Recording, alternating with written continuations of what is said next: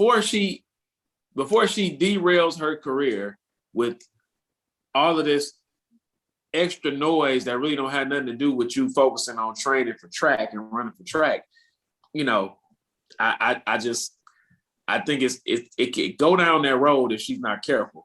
The other thing is too, people said, well, she was, she was out there letting people know that, she was hyping herself up and letting people know that she was, she wasn't going nowhere.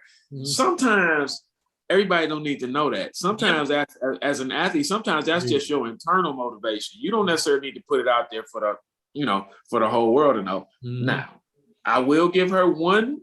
I will reel something back in because I was really talking about her too when they said that she had bowed out of the 200, because it appeared as if the reason she was no longer doing the 200 was because she had gotten smoked so bad in the 100. At which point in time, I was like, oh, hell no. Nah. Like, I really had lost respect for it. But it came out later that she had actually already withdrawn from the 200 before the 100. Mm-hmm. So yeah, I'll back up on her a little bit on that one. I'll cut her some slack. Yeah, and here's the thing too. Whoever's around her need to tell her that, look, winning cures everything. You ain't got to say nothing else. You said your piece. Now go radio silent, go train hard, and go win. Because once she wins, other thing we're talking about right now doesn't even matter because she's won. She's win a gold medal. She beat the Jamaicans. But someone had to be in her corner and remind her what she's doing this for.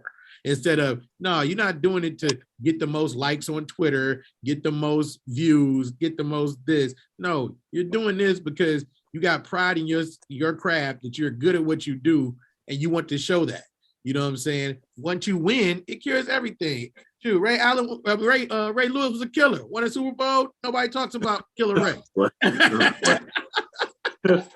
Yeah, I mean, she is pretty reckless on Twitter, though. Like, she engages with fans and in a pretty reckless way. Yes. And what's going to happen is she's going to learn very quickly that the money that she's made, the advertising she's made off her name, image, likeness, whatever the case may be, that's going to dry up because you can't scare the white people. And right now she's scaring the white people. And I let me be very clear. Let me be very upfront. I believe in personal choice. I think people can and should do what makes them happy.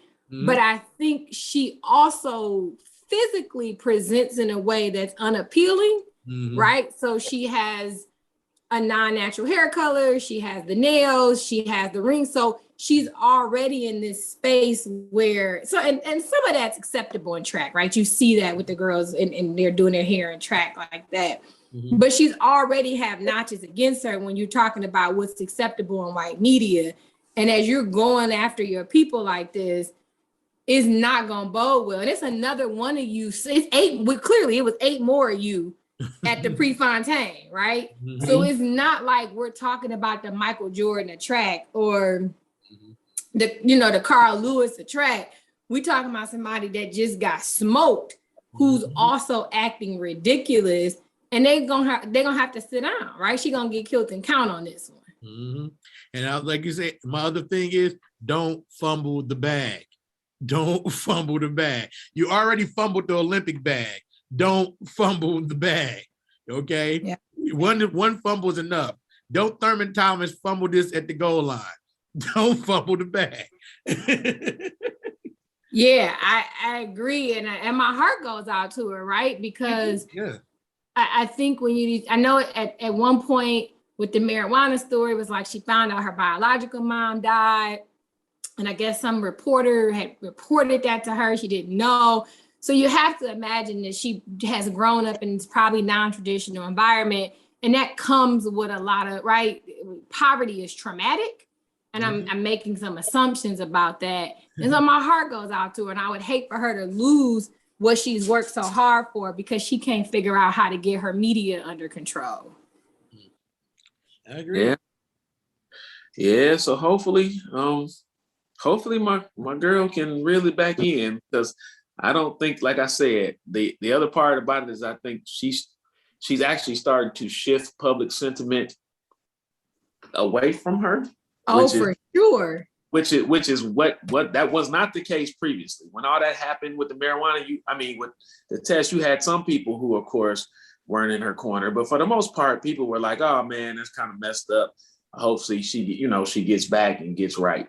But we gonna keep an eye out on that one, because I have a feeling she's not gonna be able to shut up anytime soon unless somebody turn off internet access. But and I think that's true, but I think that there's other entertainers, athletes, whatever, that don't shut up and it doesn't impact them, which leads me to what's happening with y'all boy Kanye. Well, that's exactly. Well, I mean, it doesn't impact him. It don't impact Kanye. What's going on with him and Drake? You know why I don't impact Kanye? Because he walked around with a "Make America Great" hat on, so that's why I don't impact him. So that's why. If he had walked, what does that mean? Huh? You walk around with the Magna hat on. Remember, he wore the Donald Trump hat. You can't get worse than that. So you're saying that because he placated to white people, he gets a pass? No. That's what I'm saying. Yeah, that's what I'm saying. Yeah, I'll say that. I was saying, I ain't got no problem saying that. I ain't got no problem saying he a tap dancer. None. Wow. Yeah. So what's this? I feel like there's these evolving beefs that's happening, right? Is he still hauled up in the Mercedes Benz? No, he's gone now. His listening party is actually tomorrow. Soldier Field. His 19th, or it might be tonight. Yeah, his 19th, his 19th listening party. Yeah. Yeah. Well, shit. By this time, everybody gonna have an album if he keep doing listening parties. 19th listening party. He's also going to be dressed in a Chicago Bears full bear outfit this time. That's what he's gonna be wearing. He said. But this whole, you know what? At first, this whole Kanye and Drake thing. At first, I was like, "Oh man, they really don't like each other." Mm-hmm. But the more I'm starting to think about this, the more I'm starting to wonder if this ain't just a flat out straight marketing play by both of them. To be honest with you. And what even led me to believe that even more was Ricky Rose got interviewed the other day. Yep. Right. And they asked him about it. And when they asked him about it, he said he had talked to Drake on the phone. Right. And he said, everything, Drake had told him everything was basically, everything was cool. It was whatever. He wasn't tripping. But then he also said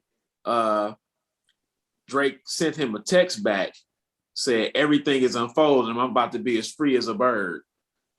So Rick Ross said, hey, in his mind, that means, he said it's the genius of both artists, and I understand this is nothing personal to them. So that leads me to believe that maybe this beef ain't really a beef, and maybe they both trying to tout their albums. Well, what's the beef? I don't understand. What's the beef? Well, let's back it up. The beef really starts because Drake he knows the information that Pusha T used when he talked about his son that nobody knew about at the time came from Kanye. Yeah.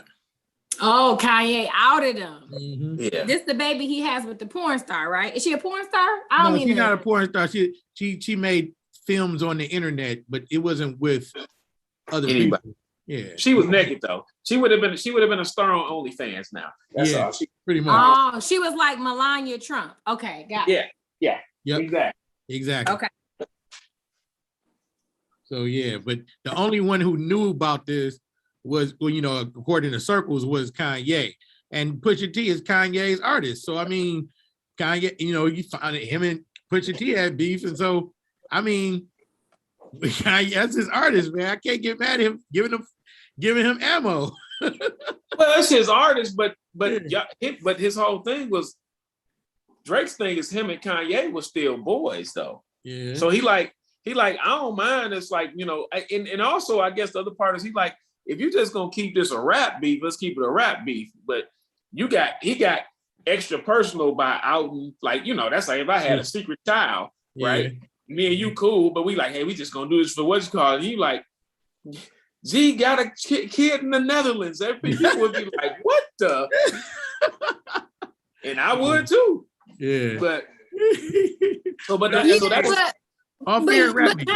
but Kanye goes too far, right? So here's the distinction between having a rap beef, which is common, right? We've seen that's how rap started, right? That's the history of rap, right? This beef element. That's what you used to see. It was a rap battle. Yep.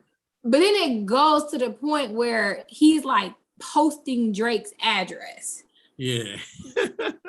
But guess what? But he's King Petty though. King Petty.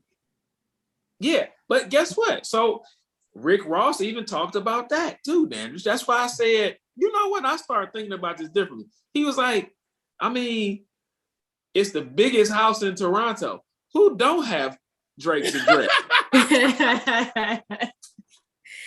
So, and I said, you know what, nigga, you're right. Mm-hmm. That is you got a good point. You're right. Like when John Sally stayed in Sherwood Forest, everyone knew John Sally house. So posting his address would have been like, oh, okay. You know. Yeah, but I think there's a difference between a Twitter feud, and then you're putting my address out there publicly because people are crazy, right? How many times do you hear from a celebrity, somebody broke in their house or they got a stalker, right? I'm trying to understand what's the relevance of this beef that is so important. But I also know that Kanye is a couple buttons short of the elevator. Right. Like he not hitting all the way to the top. And I used to think it was like he was just bipolar, and if he would just, right, because he said he's bipolar, so I'm not making any assumptions about that. And if he would just do his medication maintenance, that you would see a calmer, softer side. But I don't think that's it. I don't think that's it. I don't think it's the bipolar that forces him in the way that he's responding in this way.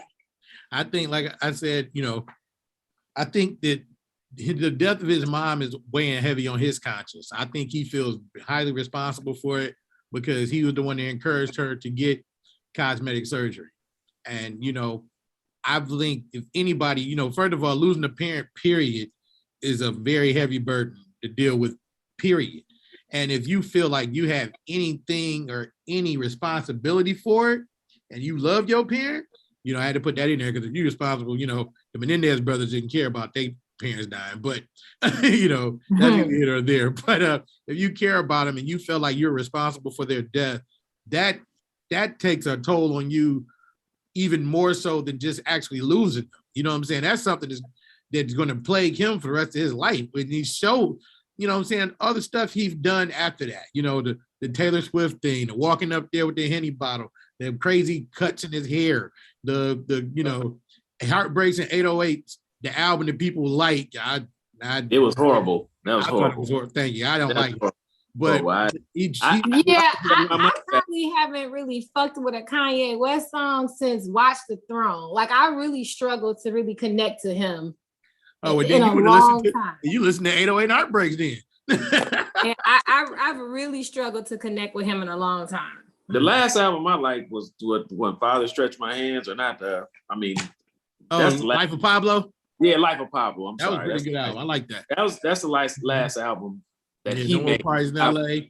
I thought that was a good Real Friends. I thought that was a good album. I thought it was a good album. He had some questionable lines on there though, like where you go, ooh, like what's the name? Where he's like, me and Ray J would be friends if we ain't like the same bitch. I was like, oh, yeah. About your wife. Goodness. And not only are you talking about your wife, you're talking about how she got famous. Right. We can pull up video footage of what transpired between her and Ray J. But I wonder. Yeah, I wonder about this idea about his guilt about his mom and that, right? So if he is bipolar, that would have been something he would have had to deal with anyway. Maybe his mom's death exacerbated it. Yeah. What I struggle with that in terms of Kanye, particularly him and how he's responded to fans. Like Kanye went and got liposuction. Kanye went and got plastic surgery, right? So having all this legitimate guilt about your mom, right? Because he gained all this weight on the bipolar medicine, right? Because that's the side effect of it, unfortunately. And in this,